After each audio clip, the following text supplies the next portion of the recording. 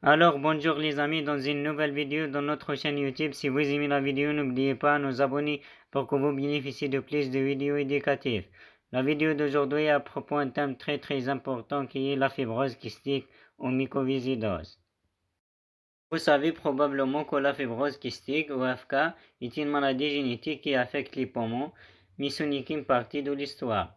En fait, le nom de fibrose kystique fait référence aux effets de la maladie sur le pancréas, où elle peut entraîner des kystes qui sont des sacs remplis de liquide enveloppés dans une membrane, et une fibrose qui est un dépôt excessif de tissu conjonctif qui peut remplacer ou infiltrer le tissu normal dans un organe. La fibrose kystique est appelée aussi mycoviscidose. La mycoviscidose est une maladie autosomique récessive impliquant le gène CFTR qui signifie régulateur de la conductance transmembranaire de la fibrose kystique. Et ce gène code pour la protéine CFTR. La mycoviscidose se développe lorsqu'il y a une mutation dans le gène CFTR, mais parce qu'elle est autosomique récessive, vous devez hériter de deux gènes CFTR mutés, l'un de maman et l'autre de papa. L'hérédité de la mycoviscidose est plus fréquente chez les personnes d'ascendance européenne. La protéine CFTR est une protéine de canal qui pompe les ions chlorures dans diverses sécrétions. Ces ions chlorures aident à attirer l'eau dans les sécrétions, ce qui finit par les fluidifier.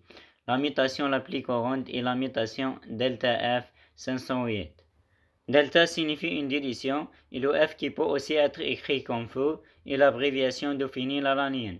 Et le 508 est le 508e acide aminé de la protéine CFTR. Ainsi, la mutation delta F508 est l'endroit où le 508e acide aminé sur 1480, la phénylalanine, est supprimé et manquant. Cette protéine CFTR, avec la mutation delta F508, est mal repliée et ne peut pas migrer du réticulum endoplasmique vers la membrane cellulaire, ce qui signifie qu'il y a un manque de protéine CFTR sur la surface épithéliale, ce qui signifie qu'elle ne peut pas pomper les ions chlorures. Par conséquent, l'eau n'est pas aspirée et les sécrétions restent trop épaisses.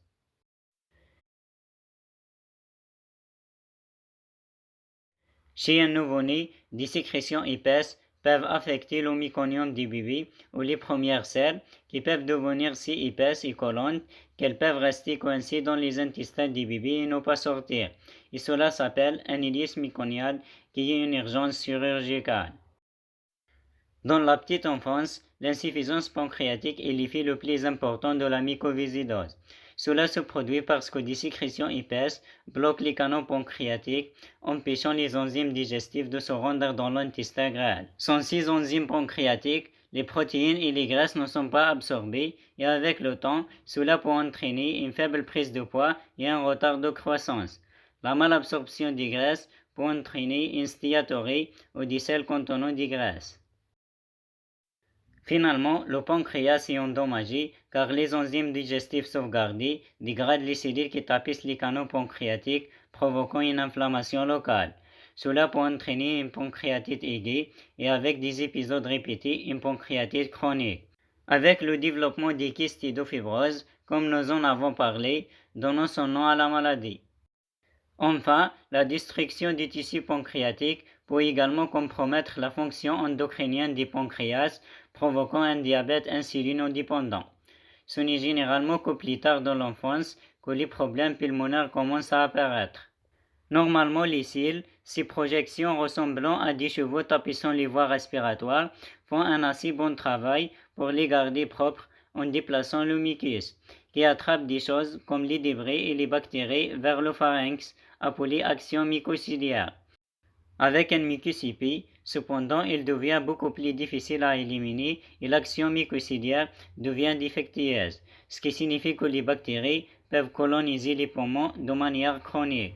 Si la charge bactérienne augmente soudainement, cela provoque des symptômes tels que la toux, la fièvre, une diminution de la fonction pulmonaire et parfois des modifications sur une radiographie pulmonaire.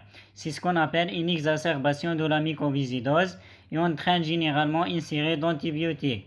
La pneumonie est un exemple d'exacerbation de la fibrose kystique qui nécessite un traitement antibiotique. Des exemples de bactéries problématiques comprennent les bactéries gram-positives comme Staphylococcus aureus qui est gram-positif, et Pseudomonas aeruginosa, qui est gram-négatif, qui peuvent être difficiles à traiter si elles sont résistantes aux antibiotiques typiques. De plus, les bactéries forment généralement un biofilm où les cellules bactériennes individuelles sont fixées dans une matrice de boue qui les protège des systèmes immunitaires ainsi que des antibiotiques.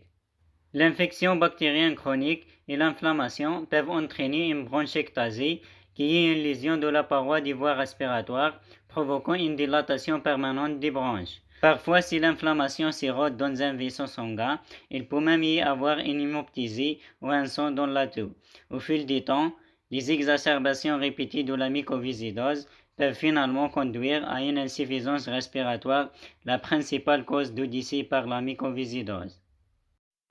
D'autres problèmes liés à la mycoviscidose comprennent l'infertilité chez les hommes qui n'ont pas généralement le canal différent, qui est le type qui transporte le sperme des testicules à l'urètre dans le pénis. Les hommes et les femmes peuvent également avoir un hypocratisme digital où les ongles commencent à se mettre en cuillère autour des bouts des doigts, des polypes nasaux qui sont des excroissances tissulaires dans le nez et des aspergillosis bronchopulmonaires allergiques ou ABPA, qui sont une réaction d'hypersensibilité aux champignons Aspergillus fumigatus qui peut vivre dans un sinus ou une cavité pulmonaire. Pour le diagnostic, il est possible de dépister la mycoviscidose chez les nouveau-nés, ce qui se fait dans certains pays où la mycoviscidose est courante, et qui permet de commencer le traitement plus tôt. Le dépistage néonatal détecte une enzyme pancréatique appelée ERT ou trypsinogène immunoréactif qui est libérée dans le sang fœtal en cas de lésion pancréatique due à la mycoviscidose. Et puis, si un test de la cire détecte alors des niveaux élevés de chlorure dans la cire, la fibrose kystique est confirmée. Contrairement aux poumons et au pancréas, où le chlorure ne peut pas sortir, lorsque le CFTR ne fonctionne pas dans les glandes sédoripares, le chlorure ne peut pas entrer ou être réabsorbé. Il y a donc en fait une forte teneur en chlorure dans la cire. En fait, les parents d'enfants atteints de fibrose kystique remarquent parfois qu'en embrassant leur bébé, celui-ci a un goût salé. En termes de traitement, un objectif majeur concerne la nutrition et la prise de poids saine. Heureusement, les vitamines liposolubles, ADOK, les calories supplémentaires et les enzymes pancréatiques de remplacement peuvent toutes être supplémentées pour aider à assimiler la nutrition et aider le patient à absorber les nutriments. Côté traitement pulmonaire, il y a la kinésithérapie thoracique qui permet de décoller les muqueuses en tapant littéralement sur la poitrine ainsi que les inhalateurs.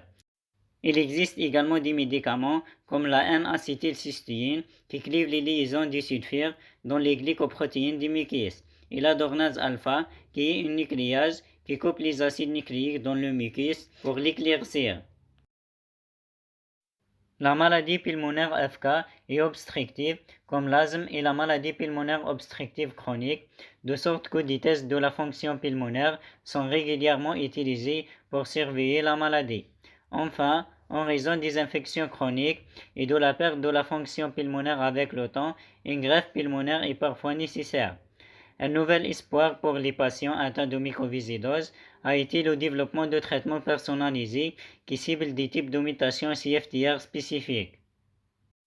Par exemple, le limacafter est un chaperon qui peut amener le CFTR delta F508 muté à la membrane cellulaire et est administré en association avec l'ivacafter. L'ivacafter a été conçu à l'origine contre les mutations G551D, mais améliore également la fonction des delta F508 CFTR mutés. Même s'il ne s'agit pas d'un remède, ces médicaments sont un bon exemple du potentiel de la médecine personnalisée. De plus, de nouvelles technologies génétiques se profilent à l'horizon visant à corriger des mutations génétiques spécifiques. Il est temps de faire un petit résumé. La mycoviscidose est une maladie autosomique récessive impliquant le gène CFTR qui provoque notamment des problèmes au niveau des poumons et des pancréas, mais peut également affecter d'autres organes.